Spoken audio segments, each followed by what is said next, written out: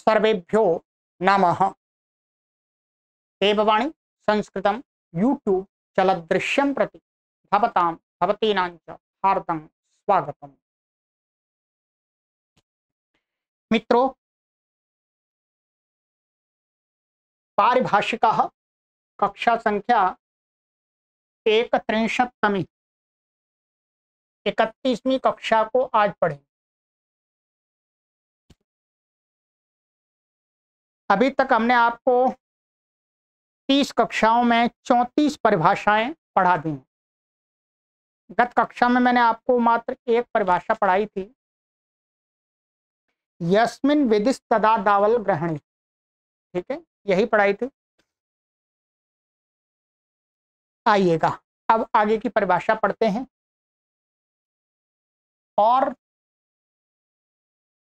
अभी तक हमने संस्कृत भाषा को लेकर के संस्कृत सिखाने और व्याकरण आदि के जितने भी कोर्स बनाए हैं, उन सभी की प्लेलिस्ट आपको व्हाट्सएप नंबर पर चाहिए तो आप हमसे यहाँ पर संपर्क कर लीजिएगा। इन दोनों में से किसी नंबर पर जितनी भी संस्कृत सब्जेक्ट की प्लेलिस्ट हैं वो सभी आपको शेयर कर दी जाएंगे निःशुल्क। आप अपने ईमेल में सेव कर लीजिएगा। वैसे तो आप यूट्यूब पर भी सर्च कर सकते हैं, सभी के लिए ओपन है, परंतु बहुत सारे पाठक हमारे व्हाट्सएप पर प्राप्त करना चाहते हैं, व्हाट्सएप पर आपको शेयर कर देंगे। हमारा उद्देश्य तो यही है कि अधिक से अधिक लोग पढ़ें। ठीक है, कोई शुल्क ले नहीं रहे, फीस ले नहीं रहे, संस्कृत माता के प्रचार प्रसार के लिए कार्य कर रहे हैं, तो लाखों की संख्या में पाठक पढ़ लें, यही हमारे पुरुषार्थ की सफलता है, सार्थकता है। ठीक है, चलिएगा। और हमारा ये लक्ष्य है मित्रों कि हमें 1 करोड़ लोगों को ऑनलाइन निःशुल्क संस्कृत भाषा को सिखाना है। इसके लिए संचालित कर रहे हैं। तो आपसे निवेदन ये भी करते हैं कि आप अपने आसपास के जो भी लोग हैं, बड़ी आयु के आए लोग हैं, मध्यम आयु के लोग हैं, अथवा युवा आयु के जो लोग हैं, स्त्री पुरुष बहन भाई, उन सबको जोड़िएगा। हमने कोर्स तैयार कर दिए हैं। कोई बिल्कुल भी संस्कृत भाषा नहीं जानते हैं, उनको 0 लेवल से सिखाने के लिए कोर्स तैयार है। ठीक है, चलिएगा अब चलते हैं आगे।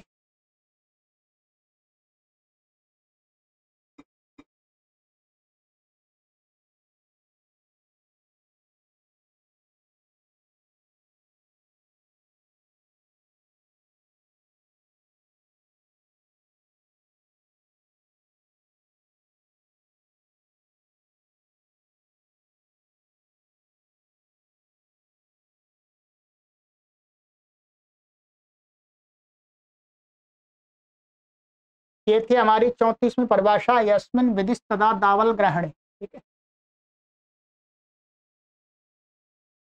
आइएगा अब नया विषय आरंभ हो रहा है। तदंत विधि का अपवाद निषेध आदि का विषय समाप्त हो गया। अब परिभाषा है हमारी ये, इसकी उत्थान का हम पहले पढ़ेंगे। सर्वो द्वंद्वो विभाषयिकवद भवति। ठीक है, आइए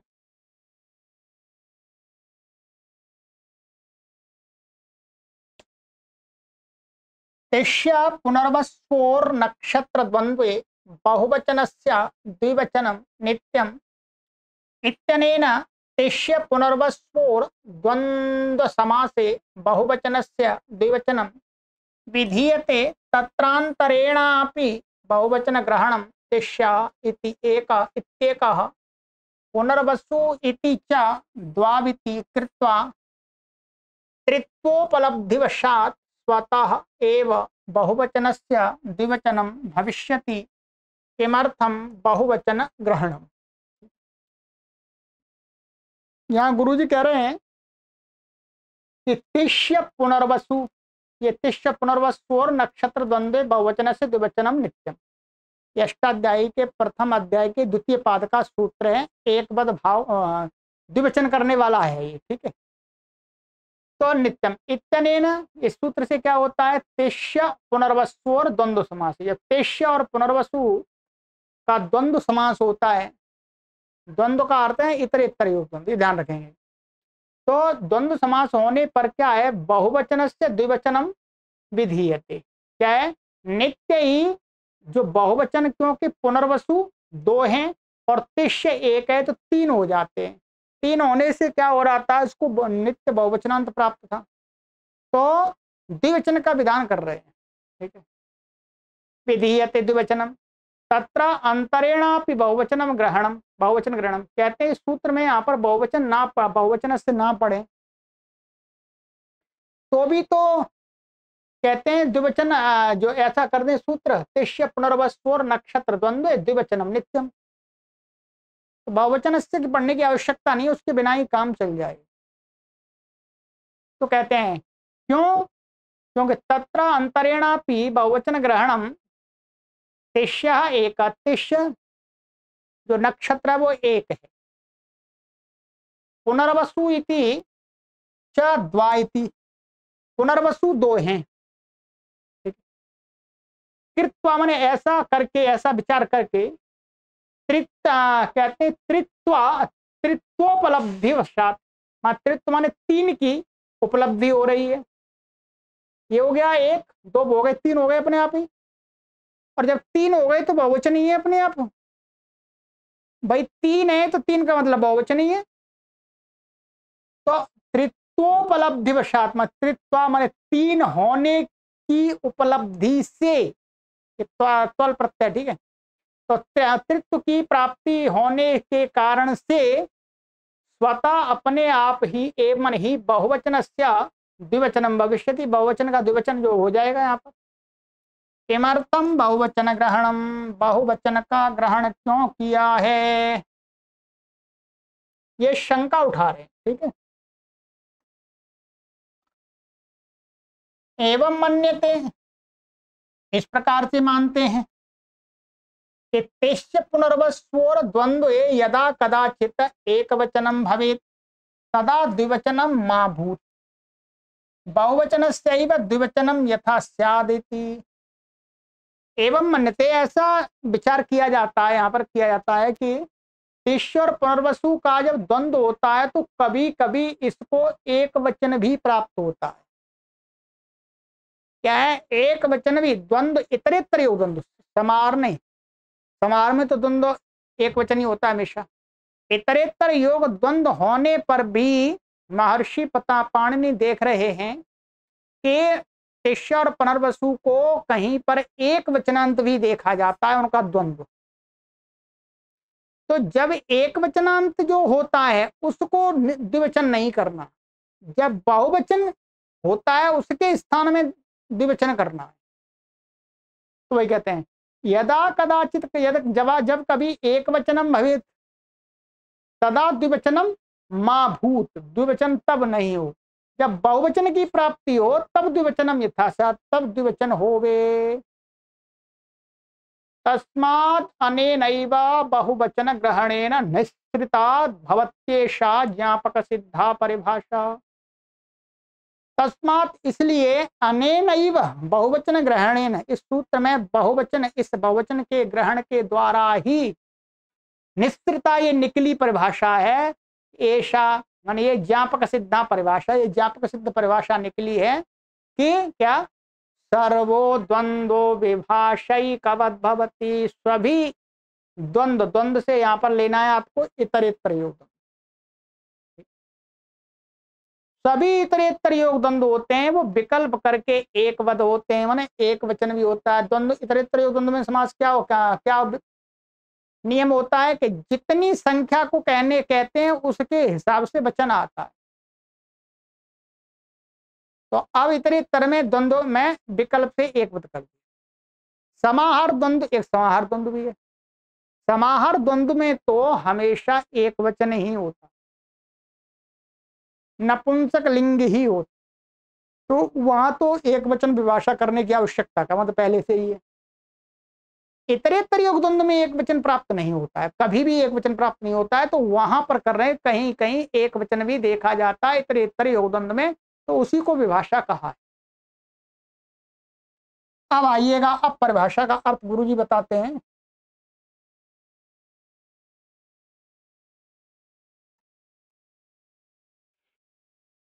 द्वयोर्वाधिकानां वा शब्दानां यदा द्वंद्व समासः क्रियते सा ही सर्वोपि विकल्पेन एकवद भावं भजते।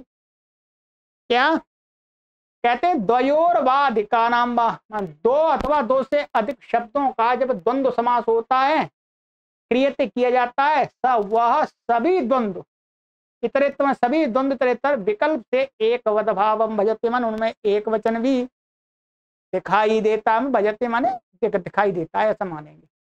हर जगह अपनी मर्जी से नहीं कर देना, अपनी मर्जी से नहीं कर देना एक वद भाव। वो जो प्रयोग दिखते हैं इतरेत्तर योग द्वंद्व में एक वचन में, तो इसी परिभाषा के बल से उन प्रयोगों का साधुत्व सिद्ध कर लेंगे। एवं चात्र प्रकृते शिष्य पुनर्वस्वोर एक वचना पक्षे द्विवचनम न भवति बहुवचन ग्रहणस्य सार्थक्यम जातम।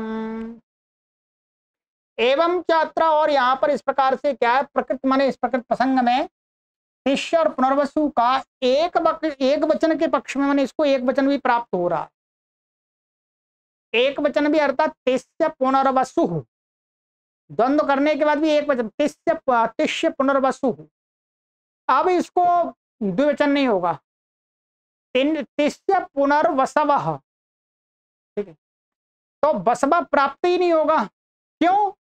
क्योंकि अब ये सूत्र है जो तिष्य पुनर्वसु और बहुवचन से द्विवचन नित्यम, उस सूत्र से बहुवचन की जब भी अपेक्षा होगी तो नित्य ही द्विवचन होगा। तो तिष्य पुनर्वसवा कभी नहीं बनेगा। तिष्य पुनर्वसु द्विवचन में बनेगा, अथवा एक वचन में यदि मिलता है तो तिष्य पुनर्वसु, ऐसा, ठीक है।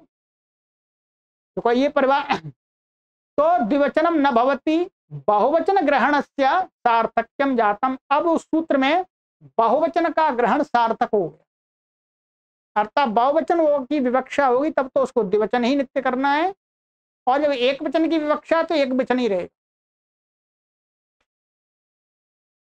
तथा नयैव परिभाषया, यहाँ पर क्या है, ये उदाहरण थोड़ा गलत लिख गया, ये नपुंसकलिंग नहीं है, ऐसा लिखना चाहिए घटपटः, घटपटऊ। इसको काट लीजिएगा, इसकी आवश्यकता नहीं है, ये गलती से यहाँ लिखा गया है। अभी मैं समझा दूंगा क्या क्यों काटवा रहा हूं मैं।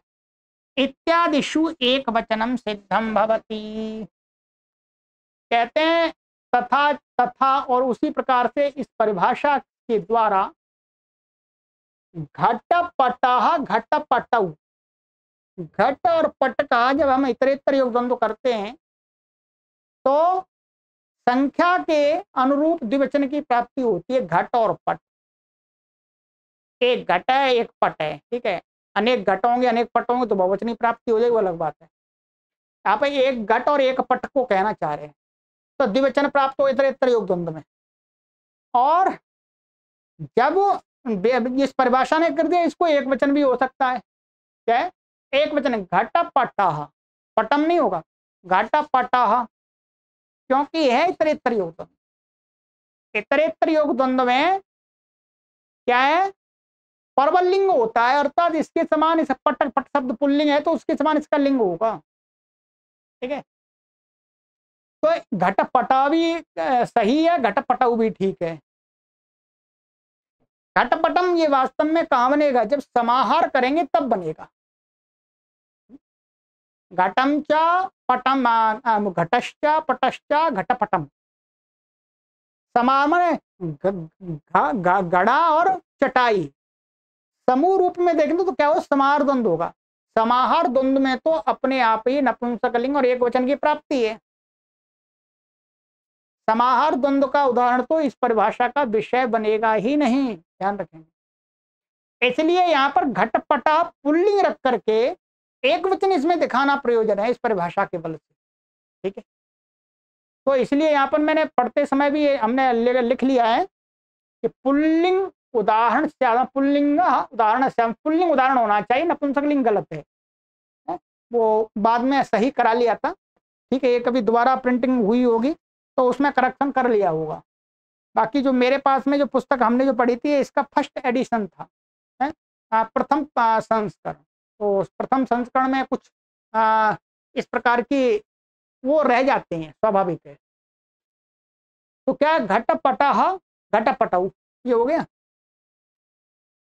अब आगे यहाँ पर ये उदाहरण दिखाए, तत्प्रत्यनु पूर्वम ईपलोम कूलम और माथोत्तर पदव्यनु इत्यादि, ये सूत्र दिखाए।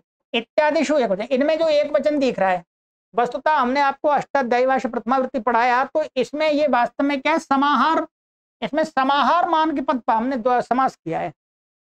इस समाहार होने के कारण से इसमें नपुंसकलिंग एक वचन हो दिख रहा है, इतरेतर के कारण नहीं हो रहा है। इसलिए जब इतरेतर के कारण हो ही नहीं रहा, तो फिर इस परिभाषा का विषय नहीं बनेंगे ये। आप देख लीजिएगा अष्टाध्यायी भाष्य में भी, हाँ, ये समाहार द्वंद्व इसका विग्रह माना है हमने, पदच्छेद किया है तो, समास किया है तो, ठीक। तो इसलिए ये वाले सूत्र इसके उदाहरण नहीं बनेंगे, ये बन सकता है।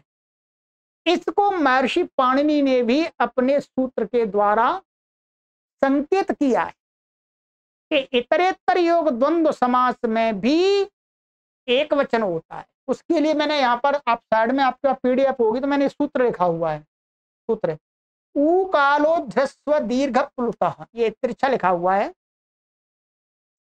वैसे तो आप समझ गए होंगे इसको, तो मैं लिख ही देता हूं यहाँ पर। क्या है, ऊ कालो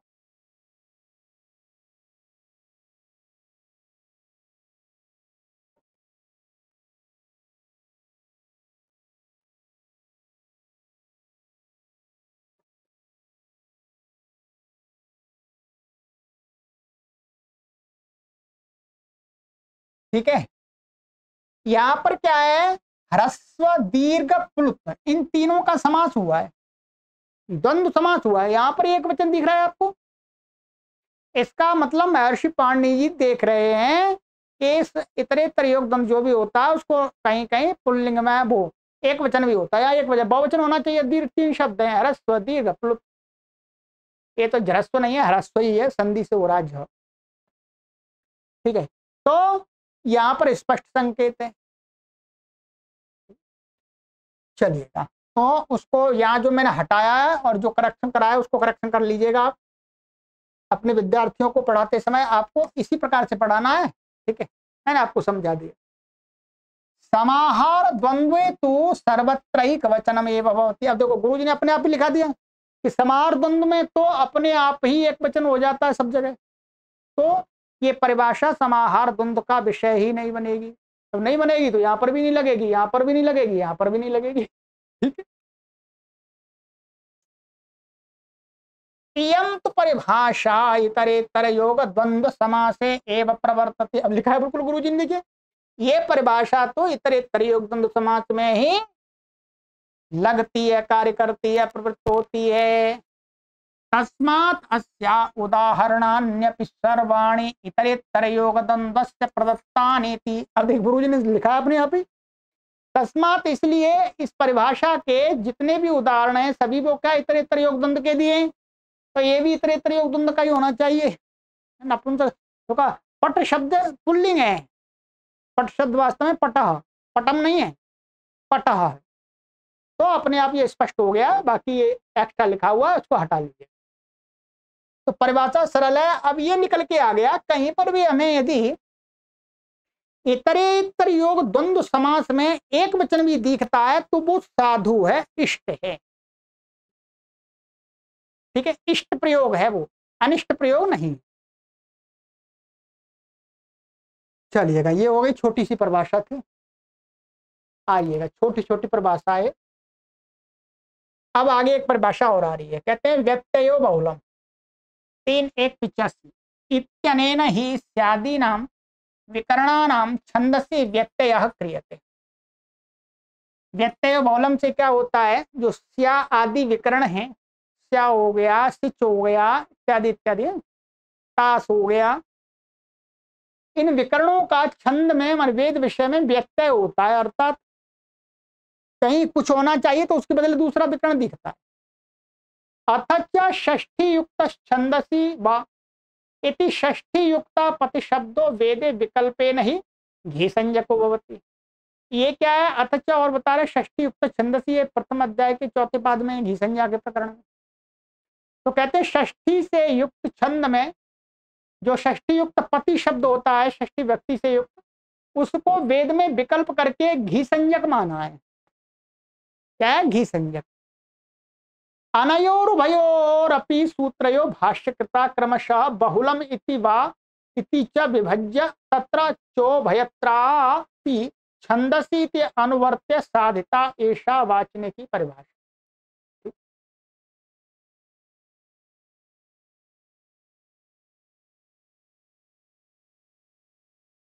तो यहाँ कहते हैं कि इन दोनों ये जो सूत्र हैं, इन सूत्र में भाष्य में महर्षि पतंजलि के द्वारा क्रमशः बाहुलम, ऊपर वाले सूत्र में बाहुलम है, व्यक्ति बाहुलम, बाहुलम और वाह, ये नीचे वाले सूत्र में वाह है, इनको योग विभाग करके व्यत्यय बाहुलम का योग विभाग कर दिया, बाहुलम कर दिया, और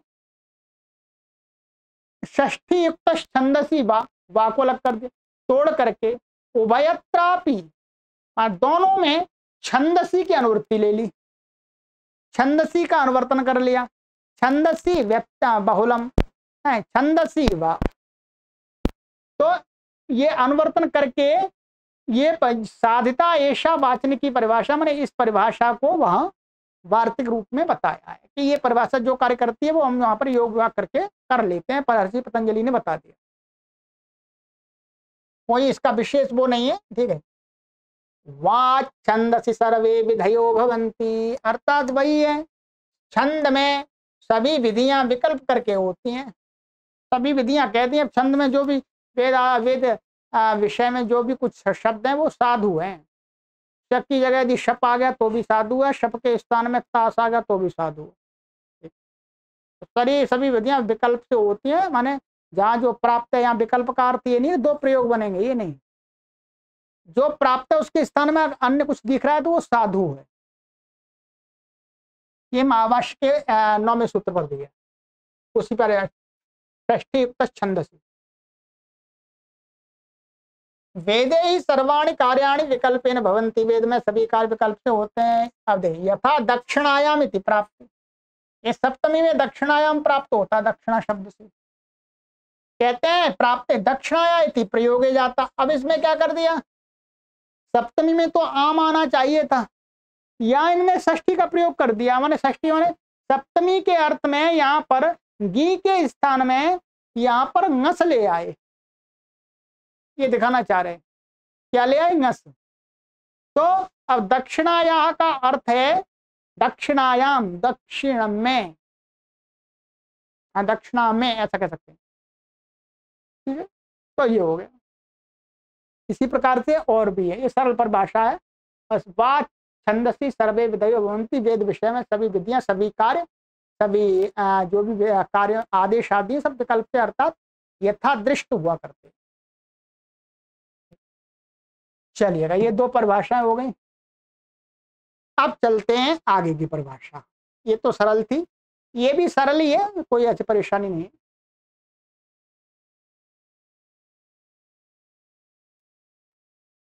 कहते हैं कश्चित विद्यार्थी अग्नि इत्येवं द्विवचनांतम शब्दम उच्चारितवान, कोई विद्यार्थी अग्नि, ऐसा ये अग्नि है, अग्नि द्विवचन में बनता है, इसमें शब्द को द्विवचनांत शब्द को बोला, उच्चारण किया। तमन्योनुकरोति, तम माने उस शब्द को, इस किसी ने बोला, उसी शब्द को किसी दूसरे व्यक्ति ने उसका अनुकरण किया, बताया कि अग्नि इत्याह, माने इस व्यक्ति ने अग्नि ये शब्द कहा, ठीक है। किसी विद्यार्थी ने मानो अग्नि शब्द द्विवचन का कहा, तो उसी कक्षा में दूसरे विद्यार्थी जो बैठे थे उसमें से एक ने कहा, गुरुजी इसने अग्नि त्याह, गुरुजी ने कहा इसने क्या बोला, तो दूसरे विद्यार्थी ने बोला इसने गुरुजी ये बोला अग्नि ठीक है। तो कहते हैं इहानुकरण भूते अग्नि इति शब्दे साक्षात द्विवचनस्याभावात् ईदुदे द्विवचनम प्रगृह्यम इति प्रगृह्य संज्ञा न स्यात्, ततश्च अग्नि शब्दस्य ईकारेण सह अकः सवर्णे दीर्घा इति संधि कार्येण भाव्यम तस्मात् भवत्येषा ज्ञापक सिद्धा परिभाषा। ठीक है, कहते हैं कि यहां पर अनुकरण भूते अग्नि, ये क्या है, ये वाला अग्नि शब्द क्या अनुकरण किया हुआ है। ये मुख्य शब्द तो ये था, अब इसी शब्द को उच्चारण करके दूसरे ने बताया तो ये हो गया अनुकरण, पीछे उच्चारण किया गया शब्द। अग्नि शब्द, इस शब्द में साक्षात द्विवचन से भाव था। भाई यहां तो द्विवचन था उसने बोला, पर जिस दूसरे व्यक्ति ने बताया उसने तो अग्नि, उसने तो उसे इस शब्द का स्वरूप बताया है। पहले वाले ने तो अग्नि माने द्विवचन का अर्थ सामने रख करके प्रयोग किया, परंतु दूसरे वाले ने जो प्रयोग किया है वो तो इस शब्द स्वरूप को ध्यान में रख करके कि इसने अग्नि ऐसा शब्द बोला है, वो दूसरे वाले ने द्विवचन की विवक्षा नहीं की। तो कहते हैं अग्नि जो इस शब्द में द्विवचन का अभाव है, इस वाले में तो इसमें अभाव है। अभाव होने से क्या ईदू दे द्विवचनम प्रग्रियम, ईकारांत उकारांत एकारांत जो द्विवचन शब्द होते हैं उनको उनकी प्रग्रही संज्ञा होती है। ये तो ईकारांत है, अब ये ईकारांत तो है पर ये द्विवचन नहीं है, द्विवचन तो नहीं कह सकते। यदि प्रग्रही संज्ञा न से प्रग्रही संज्ञा नहीं होगी जी, प्रग्रही संज्ञा नहीं होगी तो क्या होगा, अग्नि शब्द से ये जो अग्नि है, ये अग्नि का ईकारेण सईकार के साथ ये वाला जो आकाश वर्ण दीर्घ इति संधि कारण वाव्यम, इसका यहाँ दीर्घ हो जाएगा तो अग्नि क्या है ऐसा बनना चाहिए, ये जो कि गलत है। यहाँ पर संधि नहीं हो सकती, यहाँ पर भी वहां पर तो होगी नहीं कुछ है। तो आकाश वर्ण दीर्घ इति संधि कार्येण भाव्यम, संधि कार्य होना चाहिए। तस्मात् भवति ऐसा ज्ञापक सिद्धा परिभाषा, संधि कार्य से यहाँ पर दीर्घ होना चाहिए परंतु होता नहीं है, इसलिए ज्ञापक सिद्ध परिभाषा। ये बहुत महत्वपूर्ण परिभाषा है, इसको आपको ध्यान रखना है, आगे काशिका पढ़ेंगे तब आपको इस बात का ध्यान रखना है। और अपने विद्यार्थियों को भी पढ़ाते समय आप ध्यान रखें। 37वीं परिभाषा प्रकृतिवदनुकरणम भवति, ये महाभाष्य के 8वें अध्याय के द्वितीय पाद के 46वें सूत्र पर आई है। ठीक है, वहां आप महाभाष्य के अंदर देख सकते हैं। कहते हैं यहाँ पर सरल है, प्रकृतिवत अनुकरणम भवति, प्रकृतिवत अर्थात जो मूल शब्द होता है और जो अनुकरण शब्द होता है, तो कहते हैं अनुकरण वाला किया हुआ जो शब्द होता है वो मूल शब्द के समान ही होता है। अर्थात मूल शब्द को कोई कार्य कहा है तो अनुकरण रूप में उसी का जो शब्द प्रयोग हुआ है उसको भी वो कार्य हो जाता है। प्रकृतिवत, प्रकृति माने मूल शब्द और वत माने के समान, मूल शब्द के समान है, मूल शब्द के समान अनुकरण माने अनुकरण में प्रयोग किया हुआ शब्द भी माना जाता है कार्य करने के लिए। कहते हैं यदि क्वचिद अनुकरणम क्रियते तत्प्रकृत्या अनुकार्येण तुल्यम भवति। कहते हैं यद ही माने जो क्योंकि, या यद ही क्योंकि अर्थ ले सकते हैं अथवा निश्चित रूप से जो, ऐसा भी अर्थ ले सकते हैं। निश्चित रूप से जो यानी ही अलग अलग, यद ही माने निश्चित, ही का अर्थ निश्चित ले सकते, निश्चित रूप से यद माने जो, क्वचित अनुकरणम क्रियते जहां कहीं पर भी अनुकरण किया जाता है शब्द का, तत् माने वह, प्रकृत्या प्रकृति प्रकृत्या प्रकृति के माने उन अनुकार्येण तुल्यम भवति। अनुकार्य, अनुकार्य का अर्थ क्या है, एक तो अनुकरण हो गया, अनुकार्य का अर्थ है जिसका अनुकरण किया गया है वो शब्द, मूल शब्द, ध्यान रखेंगे। एक अनुकरण, अनुकरण उसको बोलेंगे जो बाद में अनुकरण किया, अनुकार्य माने जिसका अनुकरण किया गया वो शब्द, उस मूल शब्द प्रकृत्या मूल अनुकरण जिसका अनुकरण किया गया उस शब्द के तुल्य, तुल्य होता है।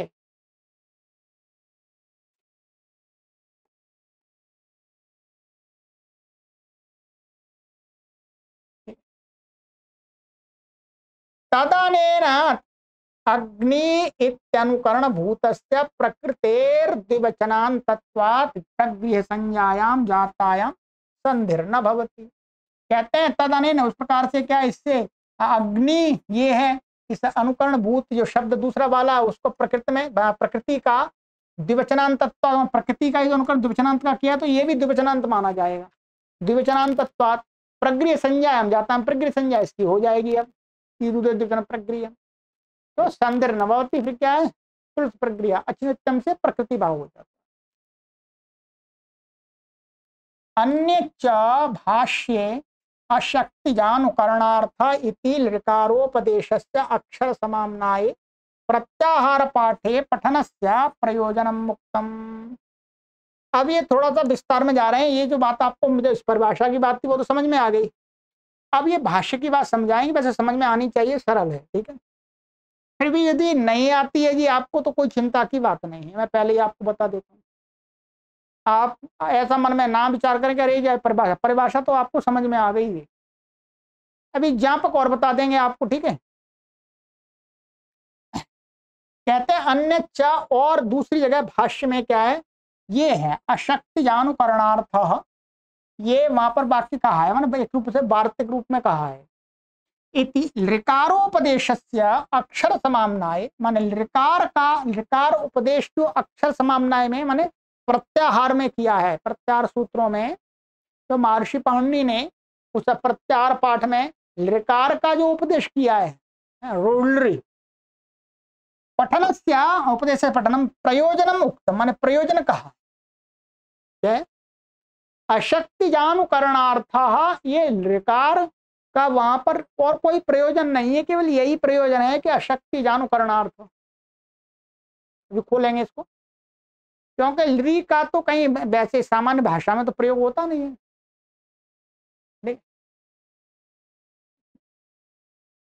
तो ये प्रयोजन बताया ये वाला इस लृकार उपदेश का। कहते अन्यथा लृकारस्याक्षर समाम्नाये पाठाभावे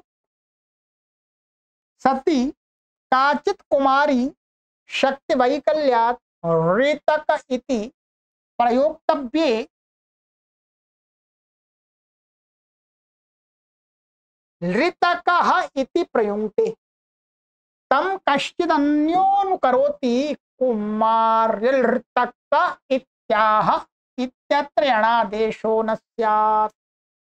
समझ लीजिए क्या कह रहे हैं गुरुजी यहाँ पर, कि लृकार पढ़ने का प्रयोजन है। क्या प्रयोजन है कि कोई कुमारी, कुछ छोटी बच्ची है, कोई छोटी बच्ची है, माने बच्चे तुतलाते हैं, तो वो ऋतक ऐसा, माने ऋतक किसी व्यक्ति का नाम है, तो वो ऐसा कहना चाह रही है ऋतक, परंतु उसकी जिह्वा उतनी समर्थ नहीं है, तो वो ऋतक के स्थान में क्या बोलती है, ऋतक। और ऋतक बच्चे ऐसे बोलते ऋतक। अब ऋतक, अब कोई दूसरा व्यक्ति है, वो उसका अनुकरण करता, वो उसको बताता है। किसी ने पूछा इस बच्ची ने क्या बोला, तो दूसरा व्यक्ति बोलता इस बच्ची ने बोला कुमार्यऋतक इत्याह। कुमारी ने, बालिका ने ऋतक इत्याह। ऋतक, अब जो कुमारी ने बोला वो तो ऋतक ठीक है, वहां पर तो कोई हमें कार्य करना नहीं, परंतु जो अनुकरण, अनुकरण वाला जो व्यक्ति है वो क्या कह रहा है यहाँ पर, ये वाक्य बोल रहा है कुमार्य ऋतक इत्याह, अर्थात कुमारी और ऋतक, माने ये ऋतक के साथ में संधि कर दी उसने, एको एणची संधि करके वो बोल रहा है। अब यहां पर ये जो महर्षि पाणिनि पतंजलि ने कहा अशक्तिजानुकरणार्थ, यदि यहां पर प्रत्याहार में उसको नहीं पढ़ेंगे, माने प्रत्याहार सूत्रों में ली को नहीं पढ़ेंगे, एक ली कैसे बन सकता है, एक ला और री को मिला करके बन सकता है, ध्यान रखेंगे। ये तो प्राय करके तो हिंदी में ऐसा ही पढ़ाया जाता है। क्या एक री हमने माना है संस्कृत में ये है, सीधा एक वर्ण है, और एक री कैसे बनता है, एक बनता है ये री ऐसे, इसको भी आप लिखेंगे तो क्या बनेगा, ये री। परंतु इन दोनों में अंतर है, ध्यान रखेंगे। इस री के अंदर दो वर्ण हैं, हल और अच। इस री के अंदर ये केवल अच ही है। ठीक है, ये प्रश्न आपके मन में आ सकता है कि भाई री मिलकर के ली बन जाएगा, परेशानी, परंतु नहीं। अब यहां पर ये क्या है, संधि कर दी, कुमारी लृतक। ये जो संधि है यहां पर यण संधि, ये इस वाले ली के परे रहते नहीं हो सकती है, क्योंकि इस वाला जो ली परे होगा तब तो व्यंजन आएगा, इकोणची कैसे लगेगा, पर यहां पर लग रहा है। इसका मतलब ये ली को हमें अच में पढ़ना पड़ेगा, अच में पढ़ना पड़ेगा। अच में पढ़ना ना, अच प्रत्याहार के अंदर रिक, वहां जो ली पढ़ा हुआ है उसका प्रयोजन यही बताया है वहां पर भाष्य के अंदर, कि ये प्रयोग साधु है, और इस प्रयोग को साधु सिद्ध करने के लिए ली को हमें अच के अंदर पढ़ना पड़ेगा, तभी कोई चीज या संधि हो पाएगी। ये वास्तव में क्या है, अशक्ति जानुकरणार्थ, माने अशक्ति के कारण से किया हुआ जो उच्चरित शब्द है उसका जो अनुकरण जब करते हैं तो वहां पर ये इस ली का पढ़ने का प्रयोजन यहां पर आ गया। ठीक है, अब इसको मैं शब्द से समझाता हूं। क्या कहा, देखिए, यदि कहते अन्यथा, अन्यथा माने यहां पर ऋकारोपदेश का पाठ ना करें, अर्थात ऋकार से अक्षर समामने प्रत्याहार पाठ में पाठा अभावे मन वहां उसको ना माने, तो कहते हैं सती ऐसा होने पर काचित कुमारी शक्ति वैकल्यात ऋतक इति प्रयोक्तव्य, किस कोई कुमारी बच्ची है तो शक्ति माने उसका जिह्वा में उतना अभी सामर्थ्य नहीं है, तो वैकल्य से ऋतक ऐसा प्रयोग करने के विषय में ऋतक इति प्रयुक्त, ऋतक है ऐसा बोलती है। उसी को कोई अन्य व्यक्ति अनुकरण करता है कि कुमारी लृतक इत्या, कुमारी ने लृतक ये कहा। यत्र इत्यत्र यणादेशो न स्यात्, यदि वहां पर पाठ नहीं होगा तो अच में नहीं आएगा, अच में नहीं आएगा तो यहाँ पर कोणची लगेगा नहीं। इसका मतलब वहां रखना पड़ेगा तभी ये संधि हो पाएगी, ये प्रयोजन बताया है। यह ही ऋतक शब्द से स्थाने प्रयुक्त, ध्यान रखेंगे, ऋतक शब्द से अनुकरण वेलायाम ततस्थस्य ऋकारस्य अच्तम अंगीकृत्य इको इणचि इति अज रूपे वर्णे परतः कुमारी शब्द संबंधिना ईकार से आदेश हो जाता। क्या है इसका मतलब, महर्षि पाणिनि जी जो अनुकरण शब्द है, अनुकरण शब्द है उसको प्रकृति के समान मान रहे हैं। जैसा कुमारी ने बोला, कुमारी के अंदर जो उच्च, कुमारी के द्वारा उच्चरित जो लृ है वो जिस प्रकार से अच के अंदर आता है, वैसा ही कुमारी के द्वारा बोला हुआ जो शब्द लृतक है उसको किसी दूसरे ने बोला है तो वो भी, उसके अंदर भी जो लृ है वो भी अच के अंदर आएगा। ये कब होगा, प्रकृतिगत अनुकरण भवति। तो कहते हैं यह ऋतक शब्द से स्थाने प्रयुक्त ऋतक शब्द का अनुकरण वेला में ततस्थस्य लृकार से, माने उसके अनुकरण वेला में जो उत्पन्न जो लृकार है वो अच तो अंगीकृत्य है, माने उसको भी अच मान लिया स्वीकार करके, एकोणची माने एकोणची के द्वारा अच रूपे वर्णे लृ के परे रहते अच रूप में, और कुमारी शब्द का संबंधी जो ई है उसको एणादेश होगा। इसका मतलब महर्षि पाणिनि भी ये बात मान रहे हैं, तभी तो उनका लृ पढ़ना सार्थक हो गया। ठीक है, तो एक ज्ञापक हो गया। आइए और भी अभी बता रहे हैं। अतच द्विहि पचन्त्याह इत्यत्र केनचित कंचित प्रयुक्तम द्विहि पचन्तु द्विवारं पचन्तु तमन्योन करोति द्विहि पचन्त्याह तत्र यथानुकार्ये तिंग तिंग तिंग तिंगाः तिंग तिंगाः इति तिंग निघातो भवति तथा अनुकरणेपि भवति। अब इसका प्रयोजन बता रहे हैं परिभाषा का। कहते हैं किसी व्यक्ति ने अनुकरण किया, द्विहि पचन्त्वी त्याह इत्यत्र, माने यहां पर किसी व्यक्ति ने किसी व्यक्ति को कहा, क्या है, किसी ने किसी व्यक्ति के द्वारा किसी को कहा गया कि द्विहि पचन्तु, 2 बार पकाओ, द्विवारम पचन्तु, तम अन्य अनुकरोति, मान ये अनुकरण, उसको कोई दूसरा व्यक्ति अनुकरण करता है और वो कहता है, ये वाला वाक्य कहता है, माने इत्यत्र माने इस विषय में, इस शब्द के विषय में वाक्य है, द्विपचन्त्याह।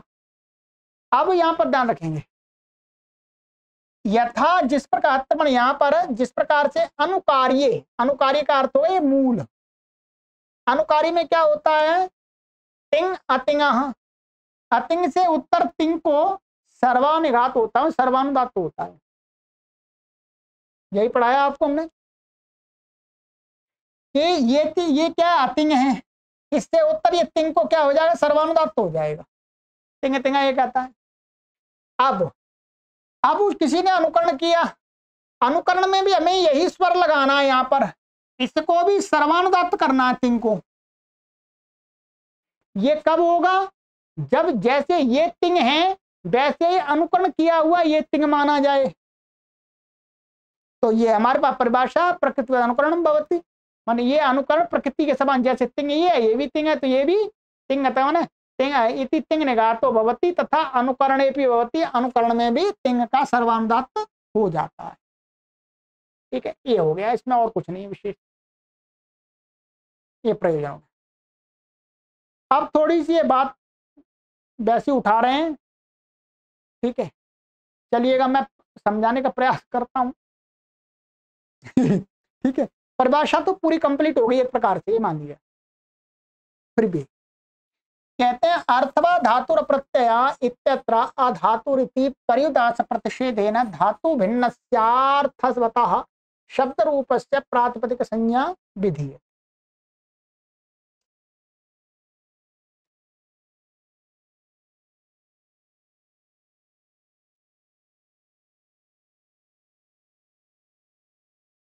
तो यहां पर कहते हैं कि अर्थवा धातुर प्रत्यय प्रातिपदिकम, यहां पर क्या कहा है, अधातु अप्रत्यय।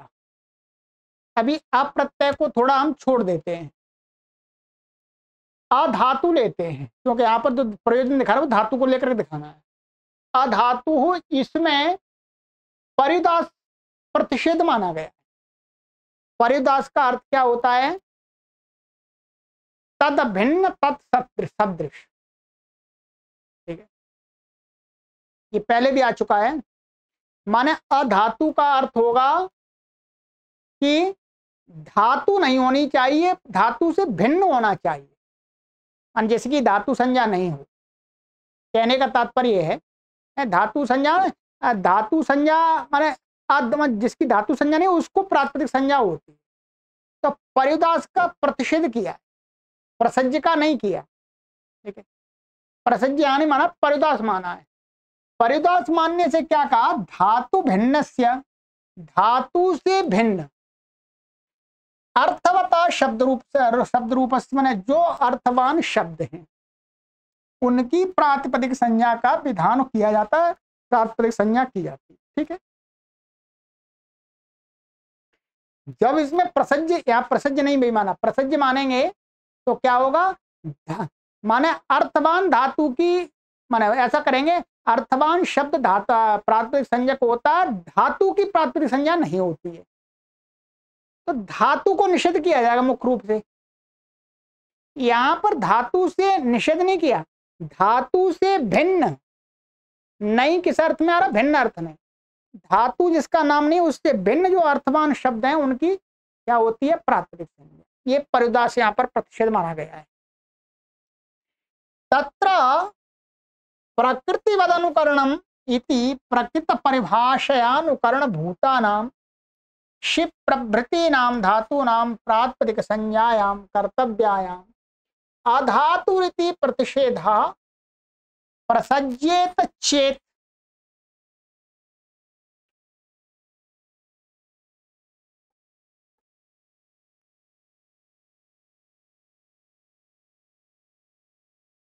कहते हैं कि अब यहाँ पर क्या है, हमारे पास में परिभाषा प्रकृतिवत अनुकरणम भवति इति। प्रकृत परिभाषा, इस परिभाषा से अनुकरण भूतानाम, जो शब्द अनुकरण किए गए, अर्थात अब ये बात आ गई अष्टाध्यायी में। अष्टाध्यायी में क्या है, अनेक सूत्रों में धातुओं को लेकर के कोई कार्य कहा है।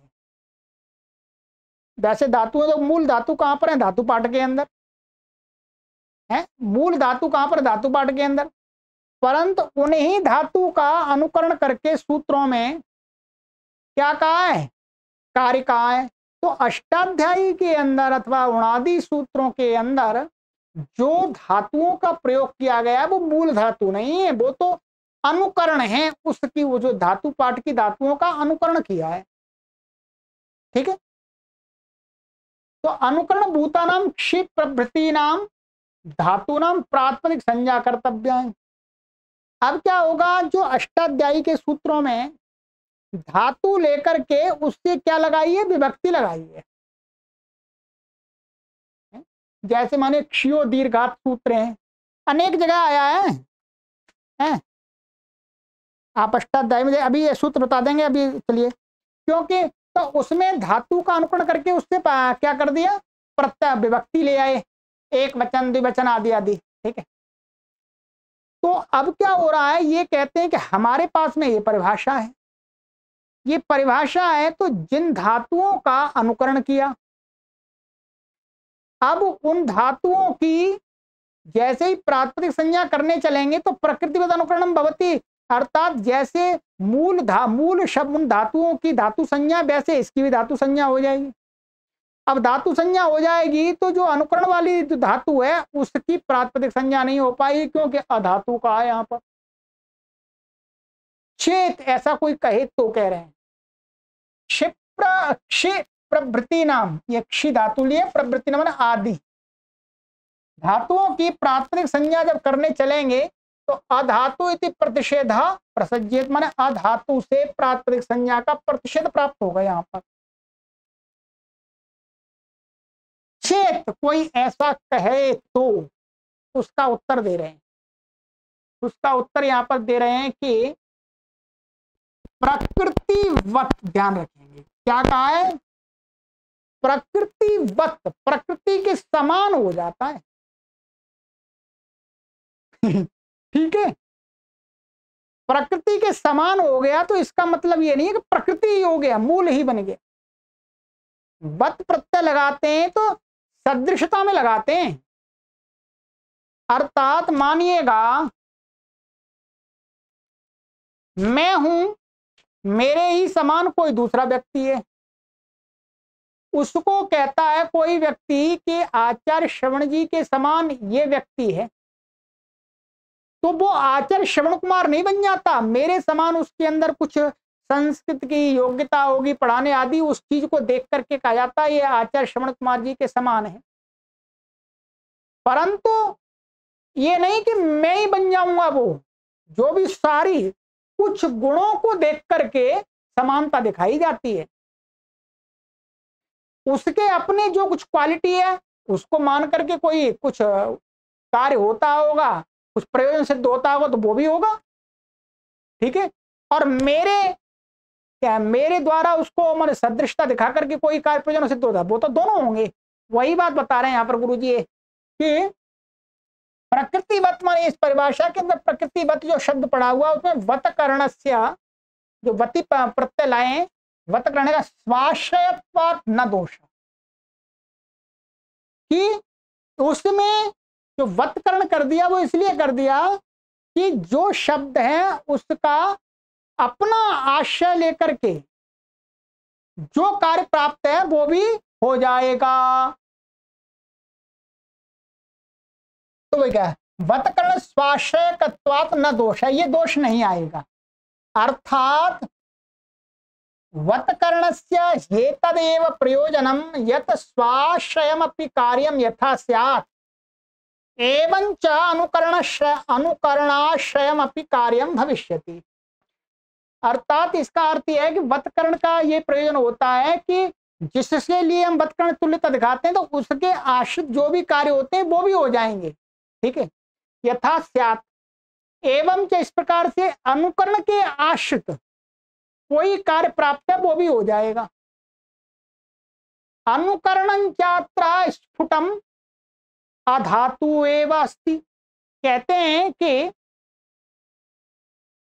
जो अनुकरण है, जो अनुकरण माने हमने क्षी अनुकरण किया वहां अष्टाध्यायी सूत्र में, तो वो वास्तव में अधातु तो है ही भाई, उसकी धातु संज्ञा तो कहीं नहीं कही है, उसका जो प्रकृति उसकी धातु संज्ञा कही। तो ये कह रहे हैं कि और इसलिए क्या अर्थ व धातु प्रत्यय में हमने क्या है प्रसज्य प्रतिषेध नहीं किया, परिदास माना है। तो वास्तव में तो वो क्या है धातु नहीं है, वो तो अनुकरणवाची शब्द है। तो वही कहते हैं अनुकरणम चात्र स्फुटम, अनुकरण यहाँ पर एकदम स्पष्ट है कि वो अधातुरेव अस्ति। ततश्च प्रातिपदिक संज्ञायाम निर्बाध रूपेण जातायाम सुवुत्पत्तौ सत्याम। अब इस उसके बाद क्या होगा, प्राप्त संज्ञा हो जाएगी निर्बाध रूप से, होने पर क्या है सु की उत्पत्ति हो जाएगी स्वादि की। फिर क्या बन जाए क्षी अस, क्या है क्षी अस, ये ngस का अस है। ठीक है, अब हो गई इसको प्रातिपदिक मान करके इति स्थिते प्रकृतिवत अनुकरणम। अब हमें जब प्रकृतिवत अनुकरण माने प्रकृति के समान कोई कार्य करना है, ठीक है, निषेध करने में कुछ नहीं, हमें कोई कार्य करना होगा तब। अब इसमें कार्य करना क्या है, हमें प्रकृतिवत इसको मान लेंगे। तो प्रकृतिवत अनुकरणम भवति इति प्रकृताति देश बलेन च धातुत्वात्। अब ये वास्तव में धातु के समान भी है, धातु तो नहीं है परंतु धातु के समान है ये। ठीक है, ये वास्तव में प्रातिपदिक संज्ञा करने के लिए हमें क्या चाहिए था, अर्थवान शब्द चाहिए था, अर्थवान शब्द था ये अनुकरण। ठीक है, इसका अर्थ क्या था, धातु पाठ के अंदर पड़ी हुई क्षी धातु। अनुकरण जो क्षी शब्द है धातु है, उसका अर्थ वास्तव में क्षी का निंदा अर्थ नहीं है अनुकरण वाली का, उसका अर्थ है जो धातु पाठ में पड़ी हुई धातु है वो। ये ध्यान रखेंगे, धातु पाठ में पड़ी हुई जो धातु जिस अर्थ में पड़ी है वो उसका अर्थ होता है। तो वही कहा इन्होंने ततश्च प्रातिपदिक संज्ञायाम निर्बाध रूपेण जाता है, मैंने कोई परेशानी नहीं है, प्रातिपदिक संज्ञा हुई स्वादि उत्पत्ति हो गई। अब इस स्थिति में प्रकृतिवत अनुकरण भवति। अब प्रकृतिवत अनुकरण माने अब हमें क्या है, इसको धातु का कार्य करना है। इति प्रकृताति देश बलेन च धातुत्वात्। अब प्रकृत में जो परिभाषा उसके अतिदेश माने तुल्य मान करके धातुत्वात्, अर्थात ये धातु के समान ही है, धातु को कहा हुआ कार्य इसको भी हो जाएगा। ठीक है, क्योंकि इसका मूल क्या है धातु है। अचिष्णु धातु प्रभाव युवोर्यंग बंगौ इति यंगादेशे भू अस ngस इत्यादौ चो वंगादेशे क्षियः भुवः इत्येवमादि निरूपाणि सिद्ध्यन्ति।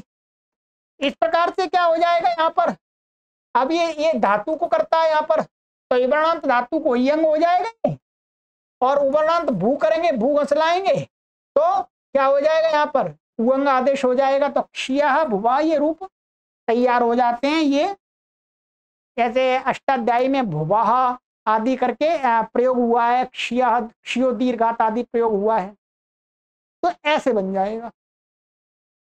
हो सकता है आपको इसमें कठिनाई अभी हो रही हो कहीं, वैसे तो सरल भाषा में बिल्कुल कोई परेशानी नहीं। इसका पूरे का सार ये है कि जो अनुकरणवाची शब्द है उसका अपना जो स्वरूप है वो हटेगा नहीं, परंतु जो प्रकृति है प्रकृति के स्वरूप से कोई कार्य करना है तो वो भी हो जाएगा।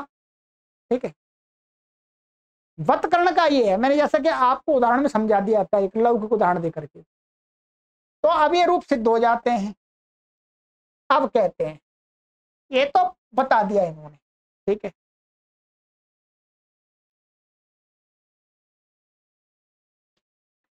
अब इसको ये बता रहे हैं कि ये परिभाषा अनित्य है, ये हर जगह कार्य नहीं करती है, ये भी बता रहे हैं। विपराभ्याम जे है इति जी धातो रियंग आदेशस्य अकरणादस्य अनित्यत्वम जाता है। महर्षि पाणिनि ने यहाँ पर जी धातु का निषेध किया है। क्या है? ये पंचमी विभक्ति का लिया है। ठीक है, आप सूत्र में देख लीजिएगा, विपराभ्याम जी है, इससे आत्मनिपद करते हैं। ठीक है, जी धातु से यहाँ पर ngसी लाए, ngसी का क्या बचेगा? अस बचेगा। इसकी प्रातिपदिक संज्ञा तो हो गई अनुकरण में है। अब जैसे वहां क्षिया में हमने इसको प्रकृतिगत अनुकरण मानेंगे तो ये धातु ये भी है, तो यहाँ पर भी यंग होना चाहिए, पर महर्षि पाणिनि ने नहीं किया। इसका मतलब महर्षि पाणिनि जी ये देख रहे हैं कि ये जो परिभाषा है अनित्य है। अनित्य होने के कारण से यहाँ पर क्या किया? यहाँ पर इसको प्रकृतिगत अनुकरण नहीं माना। नहीं माना तो इसका अनित्यत्व ये ज्ञापित हो गया कि यहाँ पर नहीं तो यहाँ जी बनता है, यंग होकर के नहीं किया महर्षि पाणिनि। इसका मतलब ये परिभाषा अनित्य हर जगह कार्य नहीं करती है। अब एक और आगे गुरुजी यहीं पर बता रहे हैं कि यहाँ पर ये लिखा हुआ था अनुकार्यम जो आया था ऊपर, यस्य अनुकरणम क्रियते तद ही अनुकार्यम इत्युच्यते, मन जिसका अनुकरण किया था उसको अनुकारी कहा जाता है। वो मैंने समझा दिया था आपको, ये टिप्पणी थी। यदवा क्षियो दीर्घात, ये सूत्र है क्षियो दीर्घात 8-2-46। ये कहते यदवा माना अथवा ऐसा मानते हैं, यदवा जो क्षियो दीर्घात इत्येवम् आदौ अर्थवा धातु प्रत्यय प्रातिपदिकं सूत्रस्थस्य अधातुरिति पर्युदासस्य प्रतिषेधस्य अप्रवृत्तेः प्रातिपदिक संज्ञाम् आश्रित्य विभक्ति निर्देशात् अनित्यायम् इति अनुमीयते। अब यहाँ पर ये कह रहे हैं कि जैसे अथवा जैसे जो ये क्षियो दीर्घात ये सूत्र कहा, क्षियो दीर्घात में क्या है? यहां पर यंग कर दिया, क्षी की प्रातिपदिक संज्ञा भी कर दी और यंग आदेश भी कर दिया। क्या कर दिया? यंग आदेश। ये वैसे उतनी में सटीक बात लग नहीं रही है, पर बोल दिया है इसलिए मैं समझा रहा हूं, इसका कोई मुझे तो संबंध लगने है, बता दूंगा आपको। कहते हैं इत्या इति एवं आदौ अर्थवा धातु, इसी सूत्र में अधातु इति पर्युदासस्य, मान जो पर्युदास प्रतिषेध किया है उस पर्युदास प्रतिषेध की अप्रवृत्ति क्या है? उस पर्युदास प्रतिषेध की अप्रवृत्ति, अप्रवृत्ति अर्थात वो पर्युदास प्रतिषेध यहां नहीं लग रहा। नहीं होने के कारण से प्रातिपदिक संज्ञाम आश्रित्य विभक्ति निर्देश, कि यहां पर अधातु जो प्रतिषेध को साइड में रख करके इस प्रतिषेध को ध्यान न देते हुए कहते हैं अप्रवृत्ति, इसकी प्रवृत्ति यहां प्रतिषेध की नहीं होती है। क्या रखें? विभक्ति निर्देशात, क्यों विभक्ति निर्देश किया यहां पर? क्या है? क्षियो दीर्घात में क्षिय में विभक्ति का निर्देश किया तो अनित्यायम जायते। ठीक है, इति अनुमीयते, इससे ये अनित्यत्व इसका ज्ञापित कर रहे हैं। ये थोड़ा सा आपको ऐसा लग रहा होगा इसका कोई संबंध लग नहीं रहा वास्तव में। भाई हम यहाँ पर एक मिनट, यहाँ पर अर्थवा धातु में हम ऐसा कर देंगे, अधातु है उस जो पर्युदास प्रतिषेध है उसकी अप्रवृत्ति, माने उसकी यहाँ पर प्रवृत्ति ना होने पर, प्रवृत्ति हमने अधातु की नहीं हुई, अधातु अप्रवृत्ते है, प्रातिपदिक संज्ञा, प्रातिपदिक संज्ञा हमने कर ली अर्थवा धातु से। ठीक है, आश्रित्य विभक्ति निर्देशात,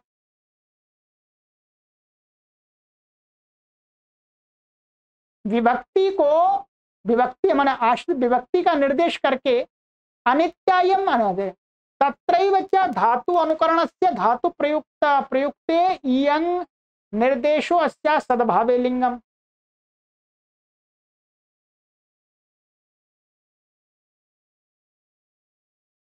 तो ये कहना चाह रहे हैं कि मानिएगा ये परिभाषा को अनित्य इसी क्षियो दीर्घात इस निर्देश से ही निकालना चाह रहे हैं कि जो सूत्र में अधातु जो प्रतिषेध किया है वो प्रतिषेध, अभी एक दूसरा हमने ये देखा था, यहाँ पर इन्होंने दिखाया था गुरुजी ने, ये वाला समाधान थोड़ा हम साइड में रख दें। ठीक है, प्रकृतिवत वत करण जो होता है स्वाश्रय के लिए, स्वाश्रय के भी कार्य हो जाते हैं, उस बात को नजरअंदाज करते हुए ये कह रहे हैं कि यहां पर मानिएगा ये क्षीय है, क्षी। अब कहते हैं कि यहाँ क्षीय इत्यादि में क्या है, सूत्रस्थ से जो अधातु, अधातु का जो पर्युदास का प्रतिषेध, इसकी अप्रवृत्ति, माने यहां पर इसको प्रकृतिवत अनुकरणम भवति, क्या प्रकृतिवत अनुकरणम भवति, इस परिभाषा की प्रवृत्ति हो रही थी। प्रवृत्ति होने से क्या है, अधातु से यहां पर कहते हैं कि हम अभी परिदास जो है, ठीक है, उसको अप्रवृत्ति है कि हम इसको कहेंगे कि वो परिभाषा की प्राप्ति से या अधातु कहने से यहां पर इसकी प्रातिपदिक संज्ञा नहीं प्राप्त हो रही थी, तो कहा कि अधातु, ये परिभाषा ये कर दिया इसने कि जो क्षी है, ये थोड़ा सा इन्होंने जटिल बना दिया। अधातु इति पर्युदासस्य प्रत्यय अप्रवृत्ते प्रातिपदिका नाम अप्रातिपदिक संज्ञाम आश्रित्य विभक्ति निर्देशात अनित्या इयम अनुमीयते। अब ये कहना तो यही चाह रहे हैं कि वहां अधातु को नहीं लगाया, बस अर्थवान शब्द रूप मान करके इसको सीधी प्रातिपदिक संज्ञा कर दी। इसका मतलब ये हो गया, ये अधातु ये शब्द कब लगता है, जब इसको प्रकृतिवत मानते हैं तब इसमें दोष उत्पन्न हो रहा है, ठीक है। अधातु की प्रवृत्ति इन्होंने नहीं दिखाई है, ये कहना चाह रहे हैं कि इससे जो विभक्ति दिखाई दे रही है वो प्राप्त कैसे हुई। जब प्रकृतिवत अनुकरणम हमारे पास में है परिभाषा, तो इसकी प्राप्ति कैसे हुई। तो ये कहते हैं प्रकृतिवत अनुकरणम, ये परिभाषा हमारे पास में है नहीं, अर्थात हर जगह नहीं लगती है, तो यहां पर अधातु के विषय में भी ये नहीं लगेगी। निषेध करने के विषय में ये परिभाषा नहीं लग रही, महर्षि पाणिनि देख रहे हैं, इसलिए यहां पर क्षीया की माने क्षी की अर्थ धातु से सीधी प्रातिपदिक संज्ञा कर दी, अर्थात ये अनुकरण धातु के समान नहीं होता है, सीधा ऐसा बताना चाह रहे हैं, ठीक है। एक तो इस प्रकार से ये थोड़ा सा आपको जटिल हो रहा होगा, क्योंकि इसका ये मुझे लग नहीं रहा है यहाँ बिल्कुल मन इसकी आवश्यकता है, ये और कंफ्यूजन करने के लिए यहाँ पर लाइनें पढ़ दी। दूसरा यहाँ पर बता रहे तत्रैव च धातु अनुकरणस्य धातु प्रयुक्त इयंग निर्देशो अस्या सद्भावे लिंगम।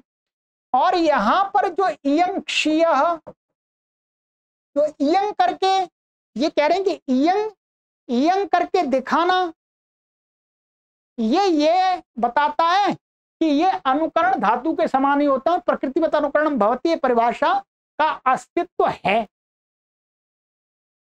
क्षीय से ये दोनों चीज सिद्ध कर रहे हैं कि क्षीय से जब प्रातिपदिक संज्ञा करेंगे उस समय तो ये प्रकृतिवत अनुकरण भवती परिभाषा नहीं लग रही, इसलिए अनित्य है।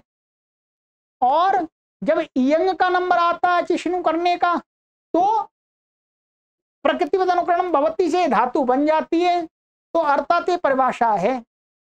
इस प्रकार से ये दिखाना चाह रहे, परंतु ये काफी जटिल बना दिया, इसको मेरे हिसाब से आप बिल्कुल समझने की कोशिश मत करना, ठीक है।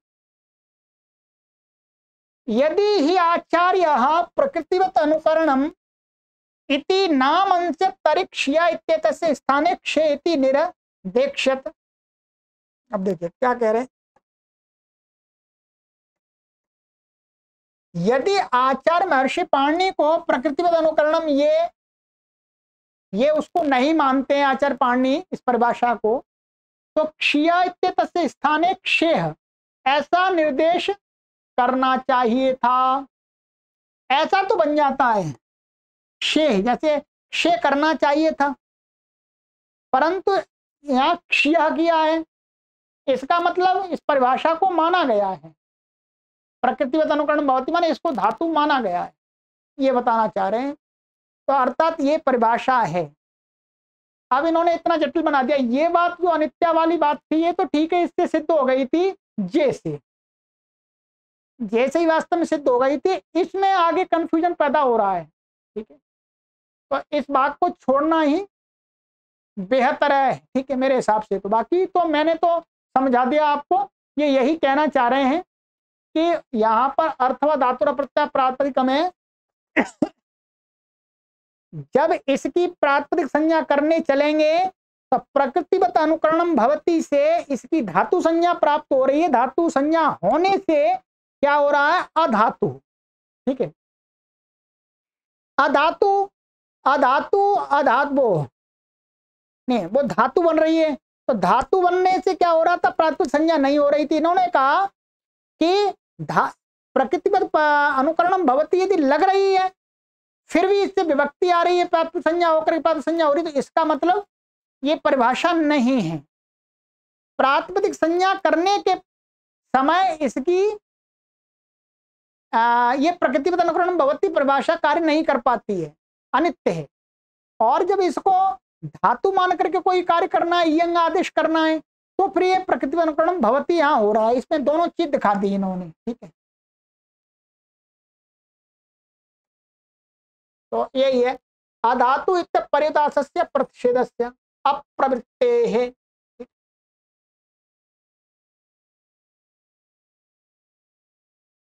चलिए ठीक है, तो ये वाला भाग आपको जितना समझ में आया काफी है, क्योंकि ये सारा न्यास पदमंजरी वाली टीका हम विस्तार से दिया है, वहां पर जानना चाहे वहां जा सकते हैं। और हमारा मुख्य रूप से यहाँ तक इसका अनित्यत्व भी इस उदाहरण से ज्ञात हो गया। ठीक है, ये जो मेरे पास में दूसरी पुस्तक है पारिभाषिक की, उसमें ये बात नहीं उठाई है, क्योंकि ये बात उठाना विद्यार्थियों को कंफ्यूज कर देता है। ठीक है, चलिएगा, तो ये परिभाषा हमारी कंप्लीट हो गई, समय काफी हो गया। अब अगली परिभाषा भी इसी से संबंधित है। चलिए, सर्वेभ्यो नमः।